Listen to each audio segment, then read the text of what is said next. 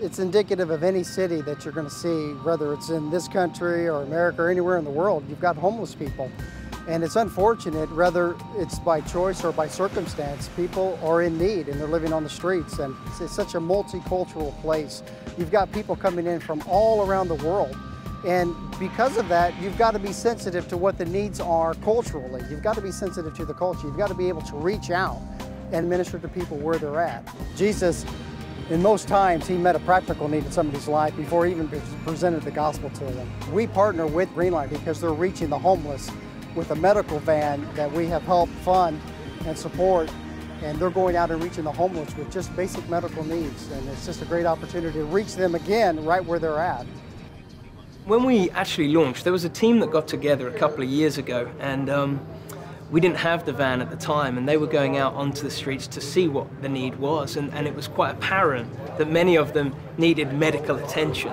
And so we put together a bit of a rough idea and a rough plan, and I believe it was my senior pastor who said, hey, why don't we run a medical van?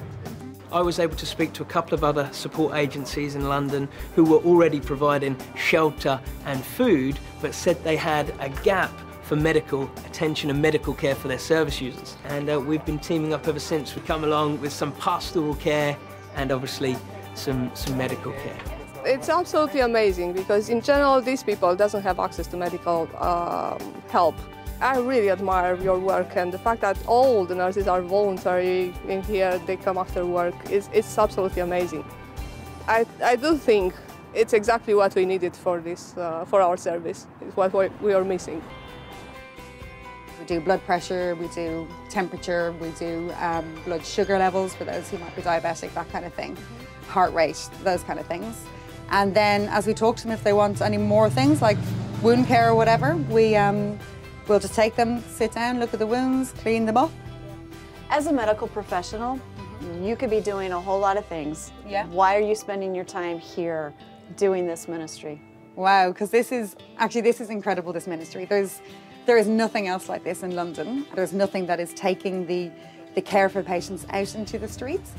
But just knowing that I'm going out to meet a need that nobody else is reaching. So nobody else are reaching people in the streets. Help us understand a little bit when someone sits in this chair, how do they respond to you? Because they have to be hesitant a little bit, leery, a little bit fearful.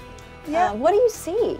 Well, we see a lot actually. At first, when we were first going out or when we get to a venue first, people are very hesitant because they don't know us. The streets are a very dangerous place to live, and so when they come on, they are apprehensive, or what are our intentions? Why are we here? You know, people don't feel like they have any value or worth, and so why are you caring about us? Why do you want to spend some time with us? So it's really nice to know that you're spending time and people are getting that attention. If it wasn't for the medical van coming in regular, I wouldn't be able to get my blood sugar checked regular, my weight checked, blood pressure, and my heart rate.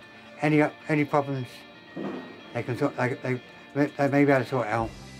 They can also give me advice. They're a friendly bunch, and they're not. They don't treat you below them. They treat you as if another human being. So what then is your hope for each and every person who steps into that van moving forward when they come out? Yeah. Well, we're called Greenlight because it's about moving forward. And for me, we can't promise the world, and we don't want to promise the world, but we do want to encourage that if they come onto the van, there can be a change in their life, that we can offer them the support, we can offer them the love, we can offer them the time to hopefully move forward from the crossroads that they currently find themselves in. But if we can help them in some way move forward, then I feel that we're doing a good job. Keep doing the work you're doing. Don't stop. There's people out there like me that need you.